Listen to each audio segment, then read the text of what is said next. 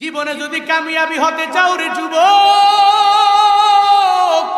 ওই মা বাবার দোয়া নিয়ে তুমি চলিও, ওই মা বাবার দোয়া নিয়ে বান্দা তুমি আগাইও।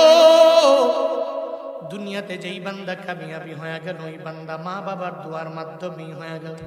আব্বা আম্মার দোয়া সারা জীবনে তো বান্দা তুমি কামিয়াব হতে পারবা না। জুনায়েদ আল হাবিবের দিকে দেখো না, পুরো দেশের মধ্যে কেমনে গইরা বয়ান করে, বয়স অনেক বেশি বান্দা এমন না। আপনার ছেলের মতো বয়স, আপনার নাতির মতো বয়স, এই ইয়াংদের বয়সের মতো বয়স বাবা, এরপরেও কেমনে দৌড়াই। বয়ানও করি, ইলমের পাওয়ার নাই, আমলের পাওয়ার নাই, হিলমের পাওয়ার নাই। কেউ যদি আমার জিজ্ঞাসা করে হুজুর কেমনে দৌড়ান, গতকাল নওগাঁয় নজিপুরে ছিলাম, আজকে কুমিল্লায়, কালকে আবার কুমিল্লায়, পরের দিন সিলেটে আবার দৌড়ে যাব।